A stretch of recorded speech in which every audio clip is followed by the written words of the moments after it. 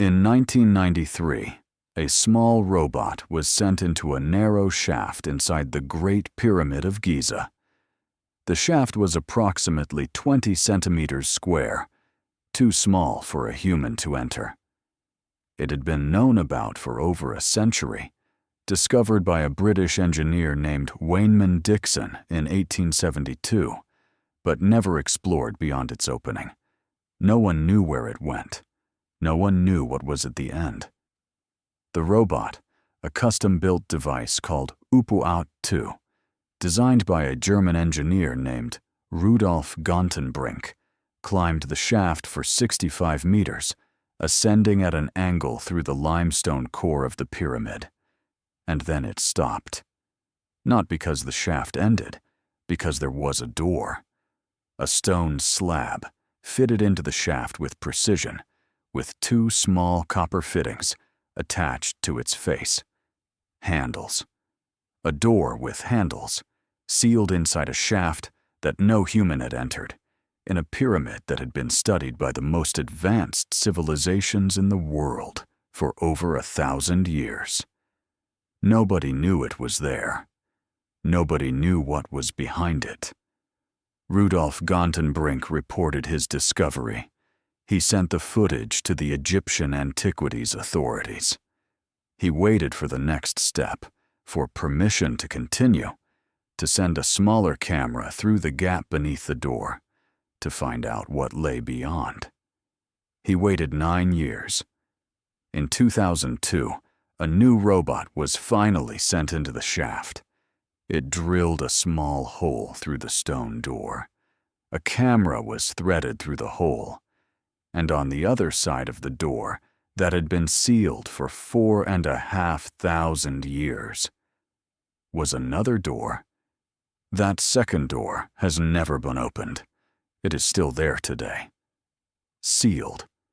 Inside a shaft, inside a pyramid that the entire world has been studying for centuries.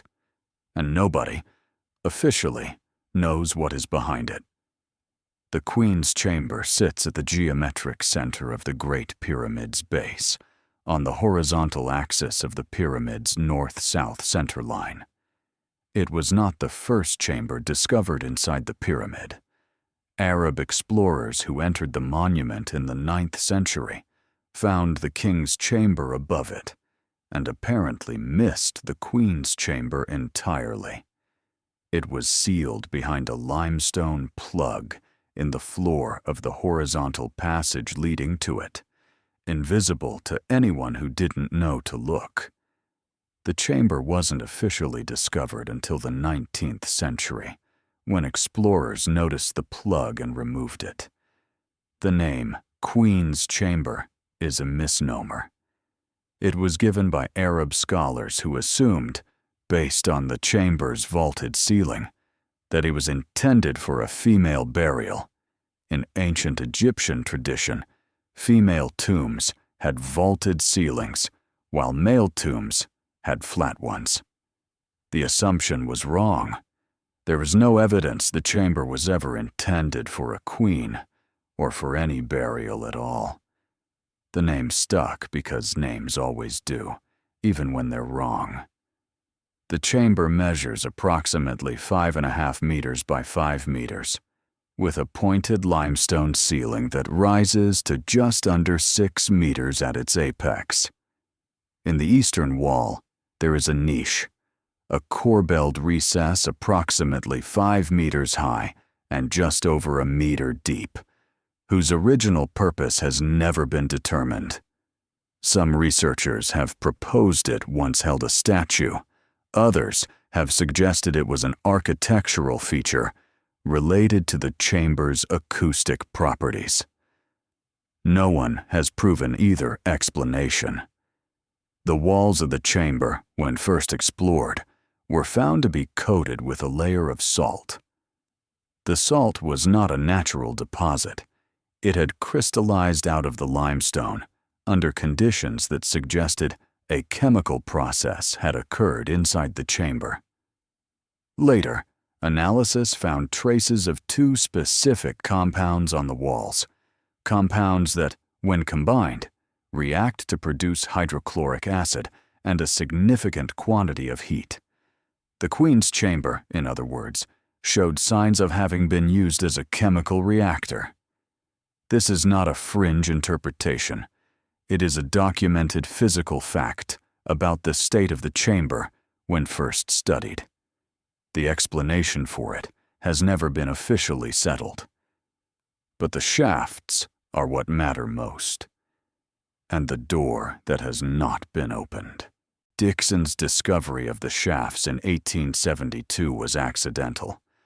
Wayneman Dixon, a British engineer working in Egypt, noticed a crack in the southern wall of the Queen's chamber and pushed a wire through it. The wire went further than it should have, further than the thickness of the wall would explain. Something was hollow on the other side. Dixon and his team began to investigate, and within the walls of the Queen's chamber, they found two narrow shafts, one in the northern wall, one in the southern wall, running at angles into the body of the pyramid. The shafts were approximately 20 centimeters square, precisely cut, running at angles of approximately 39 degrees. Clearly not natural formations, clearly built by the pyramid's architects as part of the original construction. But unlike the shafts in the king's chamber above, which exit the pyramid on its north and south faces and have been known about since antiquity, the Queen's chamber shafts did not exit the pyramid. They ended somewhere inside it, their terminations unknown, their purpose unexplained. Dixon found 3 objects inside the shafts when he explored them: a small bronze hook, a piece of cedar wood, and a granite ball. These are now known as the Dixon relics. The cedar wood was carbon dated in the late 20th century and found to be of a species consistent with Old Kingdom Egypt. The granite ball and the bronze hook were analyzed and found to be similarly ancient. What they were doing inside a sealed shaft inside a pyramid, what function they served, what purpose the shafts themselves served, has never been explained. The shafts were known about after 1872. They were narrow. They were apparently sealed at their far ends, and for over a century they were left unexplored, until Rudolf Gantenbrink built a robot small enough to enter them. Upuaut II, the name means opener of the ways in ancient Egyptian, the name of the jackal god who guided the dead through the underworld, entered the southern shaft of the Queen's chamber on March 22, 1993. The footage it sent back was the first view ever recorded of the interior of that shaft. Smooth limestone walls, precisely cut, ascending at a steady angle. The shaft was clean, no debris, no collapse, no sign of any intrusion since the pyramid was built. It had been sealed and left untouched for 4,500 years.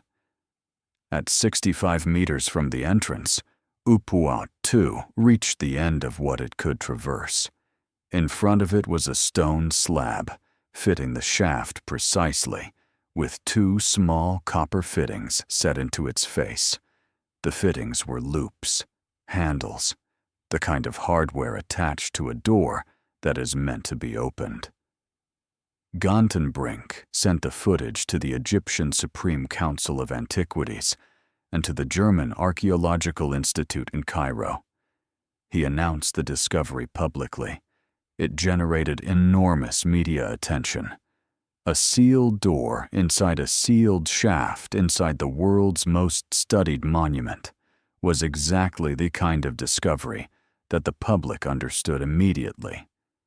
The Egyptian authorities initially disputed the significance of the find. Zahi Hawass, who was at that time working his way toward control of Egyptian antiquities, publicly minimized the discovery and suggested Gantenbrink had violated his permit by releasing the footage without authorization. Gantenbrink was subsequently denied further access to the pyramid. His robot sat at the entrance to the shaft for 9 years. The door remained closed.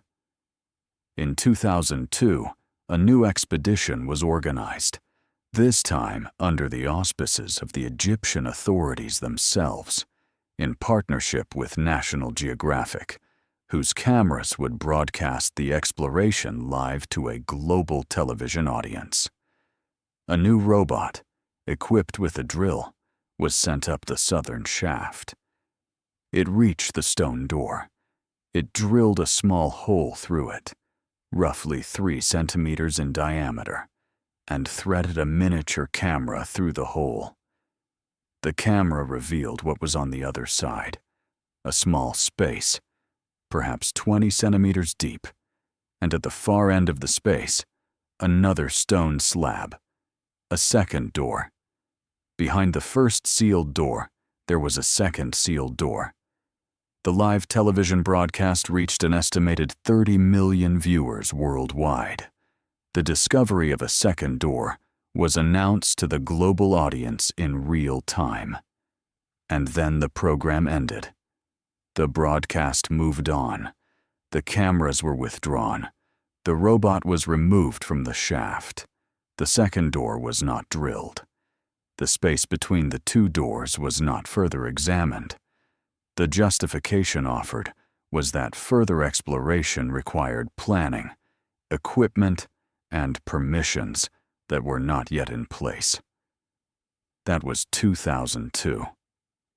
As of today, the second door in the southern shaft of the Queen's Chamber has not been officially opened. 20+ years. A door that the entire world watched being discovered on live television. Still sealed.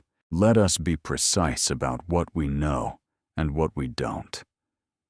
We know the southern shaft of the Queen's Chamber was constructed as part of the original pyramid and runs for at least 65 meters through its limestone core. We know there is a stone slab at the end of the accessible section, fitted with copper handles. We know that behind that slab, there is a small space, and behind that space, there is a second stone slab. We know none of this was known about before 1993. We know the second slab has not been officially penetrated or examined. We do not know what is behind the second door. We do not know whether the shaft continues beyond the second door or terminates there. We do not know what the copper handles on the first door were for, whether they were functional hardware for a door meant to be opened or symbolic objects whose meaning is now lost. We do not know why the shafts exist. The conventional explanation that they were ventilation shafts, providing air circulation for workers constructing the chamber, fails because the shafts don't connect to the exterior of the pyramid. Air cannot flow through a sealed passage. A second explanation holds that the shafts were symbolic, aligned to specific stars so that the soul of the dead could travel through them to the afterlife. This explanation is more widely accepted, and there is astronomical evidence that the shafts do align to significant stars at specific historical dates. But symbolic shafts intended for a soul's journey do not typically end in doors with copper handles. Doors with handles are made to be opened by someone, from one side or the other. The northern shaft of the Queen's Chamber was explored by a different robot in 2002, and later, in more detail, by a robot called JD in 2011. The JD robot, equipped with a camera that could bend around corners, examined the underside of the door at the end of the northern shaft and found markings, red ochre marks that appeared to be hieroglyphs or symbols left by the pyramid's builders. The symbols were photographed, they were not fully translated. The JEDI team released some of their findings in 2011, and then the research went quiet. The northern shaft also has a door. The northern shaft's door also has what appear to be copper fittings. And the northern shaft's door has also not been officially opened. 2 shafts, 2 doors, 2 sets of copper fittings, and behind them, 2 spaces whose contents, if any, remain unknown. The most studied monument in human history, the most sophisticated scanning technology in the world. 23 years since the second door was discovered on live television in front of 30 million people, and the doors remain sealed. Why? The official answer has shifted over the years. Initially, further exploration required better equipment. Then it required permits. Then it required coordination between multiple international institutions. Then it required a plan for what to do with whatever was found, to ensure proper preservation and documentation. Each justification is individually plausible. Collectively, they amount to over 2 decades of reasons not to open a door that the entire world is waiting to see opened. There is a version of this story where the delays are purely bureaucratic, the grinding, frustrating slowness of institutional archaeology in a politically sensitive environment. Egypt's Antiquities Administration has priorities: tourism revenue, international relations, the management of a heritage infrastructure that spans thousands of sites across thousands of years of history. A small door in a narrow shaft, however fascinating, is not always the most urgent item on that list. But there is another version, in which the people who control access to the Queen's chamber shafts have some reason to believe that opening the second door will produce a discovery that cannot be quietly managed, that cannot be announced in a measured press release and absorbed into the existing narrative of the Great Pyramid as a royal tomb. That will require, instead, a complete reconsideration of what the pyramid was built for, who built it, and what they left inside. In which case, the 20-year delay is not bureaucratic inertia. It is preparation. Or it is the absence of preparation, the unwillingness to open a door until you know what you are going to say when you see what is on the other side. In the full arc of this series, the Queen's Chamber's sealed door is perhaps the most precise crystallization of the pattern we have been following. In Ethiopia, the door of the chapel has been sealed for 3,000 years, and the institutional will to open it has never emerged. In Jerusalem, the tunnels beneath the Temple Mount have been sealed by politics and religion, and the weight of consequences too large to manage. In the Great Pyramid, a void 30 meters long has been confirmed by peer-reviewed science and left uninvestigated for 7 years. Beneath the Sphinx, underground chambers confirmed by multiple independent surveys have not been officially entered. And in the Queen's Chamber, a door discovered in 1993, examined on live television in 2002, confirmed to conceal a second sealed door behind it, has not been opened in over 2 decades. Each sealed door in this series has its own explanation for remaining closed, and each explanation, examined carefully, turns out to be insufficient. The technology exists, the location is known, the discovery has been publicly announced. The door is not open. 65 meters inside a narrow shaft, in a chamber that should never have existed in a pyramid that was supposedly a simple tomb, behind a stone slab fitted with copper handles, that were placed there 4,500 years ago by people who clearly intended the door to be opened someday. Something waits. We drilled a hole in the door. We looked through it. We saw another door. And then we walked away. That is where the story currently stands. The second door of the Queen's chamber shaft is sealed. It has been sealed since the pyramid was built. And the question of what is behind it, a question that 30 million people watched being raised on live television more than 20 years ago, remains today unanswered. The door is still there. The handles are still attached.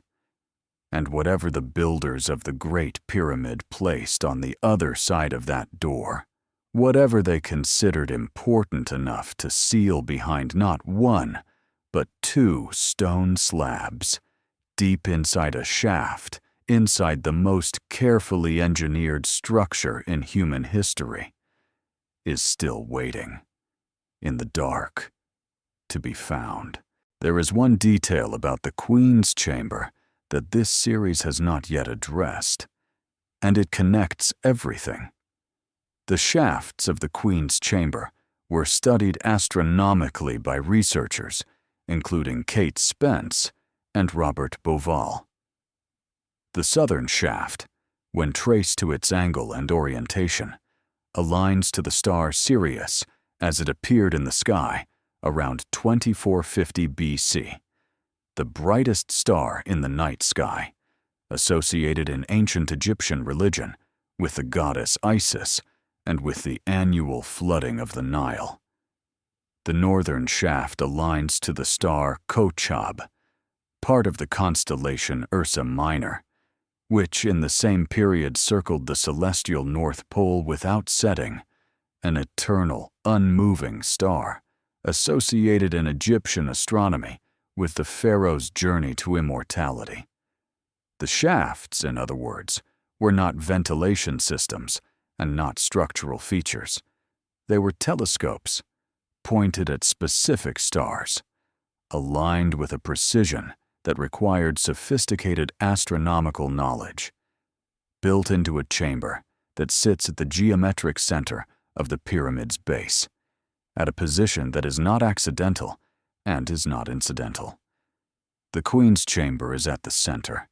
The shafts point to the stars, and at the end of the shafts, 2 doors with copper handles, sealed for 4,500 years. If the shafts were built to connect the interior of the pyramid to specific points in the sky, if the copper-handled doors were built to be opened at specific astronomical moments, when the alignment of the shafts with their target stars was at its most precise, then the question of what is behind the second door may not be separable from the question of when to open it. Maybe the builders were not simply hiding something. Maybe they were timing something. Maybe the door was meant to be opened not by whoever happened to build a robot small enough to enter the shaft, but by whoever understood why the shaft was pointed at Sirius, by whoever could read the astronomical message encoded in the chamber's geometry and know that they had arrived at the right moment, by whoever was ready. This series began with a locked door in Ethiopia. It ends, for now, with a locked door inside a pyramid. Both doors have been known about for decades. Both have institutional guardians who control access. Both conceal something that the world is waiting to see. The difference is this. The chapel in Ethiopia is guarded by a tradition that has been unbroken for 3,000 years, by a man who has given his life to standing between the world and what he guards. The door in the Queen's chamber shaft is guarded by paperwork, by permits and plans and institutional coordination, and the quiet accumulation of reasons not to act. One door is sealed by faith. The other is sealed by bureaucracy, and in some ways, the bureaucratic door is the more disturbing of the two. Because faith, at least, is a reason.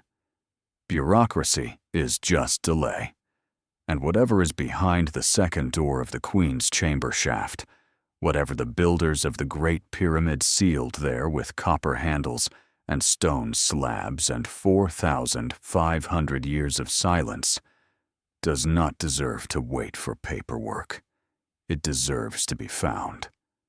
The robot has already been built. The hole has already been drilled. The first door has already been opened. All that remains is the second. And the question that this series has been asking from its very first video, the question that follows every sealed door, every sealed chamber, every sealed tunnel and locked chapel and forbidden excavation site. What is on the other side? The door is there. The handles are there. The answer is there. We just have to open it.